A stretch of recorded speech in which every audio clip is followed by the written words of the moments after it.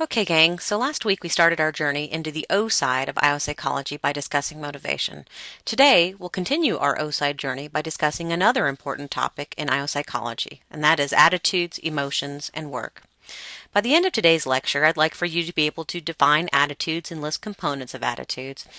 We'll spend quite a bit of time on job satisfaction, so I'd like for you to be able to understand what job satisfaction means in IO psychology and be able to summarize two major theories of job satisfaction.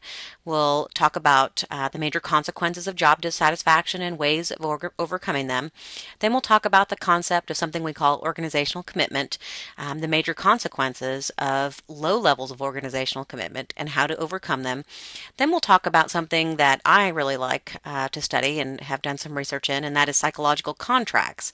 And then finally, we'll round out our discussion by defining emotions and distinguishing them from attitudes.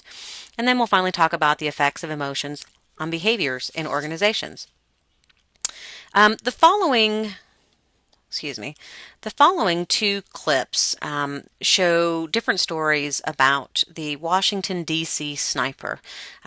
Some of you may recall that this is a couple of individuals who went around the Washington, D.C. area and they killed a number of people using sniper tactics, and it was a very dangerous and scary time for a lot of people.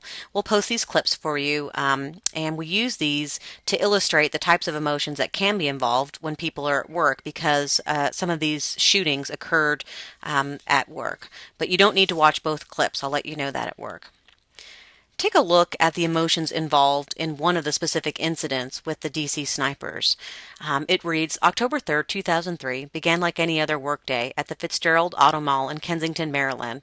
Shortly after 7 o'clock that morning, two men chatted outside. One was Gary Huss, the body shop manager, and the other was Sonny Buchanan, who was prepared to mow the grass at the dealership. They each went about their business, but 20 minutes later the unthinkable happened. Mr. Buchanan was shot and killed by an unknown assailant, the Washington area sniper. In the hours and days after the killing, the employees of the car dealership expressed a wide range of emotions. Some were irritable. One of the managers reported, I was ticked. I was grouchy. Everything bothered me. Kay Varner, a receptionist, was feeling guilt because she had continued answering calls at the switchboard rather than running to Buchanan to help stop the bleeding. Gary Huss said that he felt it was his responsibility to be strong for his employees and not let his emotions show. Even customers were affected. If their repairs were not completed on time, they told employees, It's okay, I know what you're going through. Many employees were diagnosed as suffering from post-traumatic stress disorder. I'm sure that you would all agree that life is full of emotions. So in any given day, we can be perhaps ticked off by drivers on our commute to work. We might be stressed out by our boss. We might be amused by one coworker, angry at another coworker, or perhaps even proud about praise from a boss or someone else. One important thing for us to remember is that emotions at work can affect both our work behavior and non-work related behaviors. In addition, non-work related emotions can affect both our work and non-work behavior. So there really is a reciprocal relationship among all of these different constructs. But let's move on and talk about a definition for attitudes, since we're going to spend our time today talking about attitudes. You can think of an attitude as a relatively stable cluster of feelings, beliefs, and behavioral intentions toward specific objects, people, or institutions. Now, again, keep in mind that we're talking about components of attitudes that are feelings, beliefs, and behavioral intentions. Work-related attitudes, then, by extension, are simply attitudes that relate to any aspect of work or work settings. Now, any attitude that you're discussing is usually discussed in terms of attitudes towards something. In addition, any attitude you're describing can be characterized by three components, as I said earlier. These components are the evaluative component, an emotional component, and a behavioral component. The evaluative component is simply what we know about a particular attitude. The emotional component, on the other hand, is how we feel affectively about the attitude in question. The behavioral component, finally, is how we behave in regard to the attitude.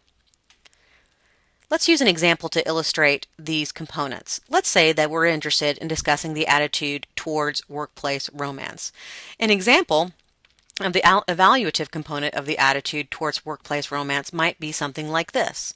I think workplace romance is an unacceptable form of behavior at work.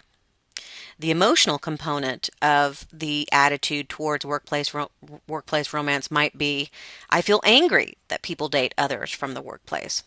And finally, the behavioral component of the attitude towards workplace romance might be that I would sign a policy that penalizes individuals who engage in workplace romance. So where did the study of attitudes get started? Well, the beginning of this was a very famous study called the Hawthorne Study. The original study at the Western Electric Company was interested in examining the relationship between physical aspects of work and performance. So what they would do was they would vary a number of physical aspects of the environment. For example, they would change the illumination of lighting. They would change the number of breaks that they provided employees. And they wanted to see if those changes would have any relationship or effect on the performance of employees. And what they found was kind of odd. No matter what they did, no matter how many times they changed the number of breaks they had or changed the lighting, the employees, their work resulted in increased performance. And because of this original study, and the finding that, well, what they found was really interesting here. What they found was that the employees were being affected by the attention that was being paid to them. So it had nothing to do with the illumination of lighting or the breaks. The employees were being affected by the fact that these researchers were paying attention to them. Eventually they did some follow-up studies, and what they learned was that management should pay more attention to workers, and if they did that, that worker satisfaction increased. And they could attribute that increase in performance just to satisfaction. And because of the original study and the finding that researcher attention increased job performance, management just basically began to pay more attention to workers. And as I said, satisfaction increased. And because the satisfaction was increased, performance also increased, which was very important. Of course, the main finding here was that perceptions were way more important than physical work conditions, which was a huge finding at the time and not something that people knew a lot about. I'm going to quit here, and then we're going to talk about job satisfaction in just a second. See you in a second.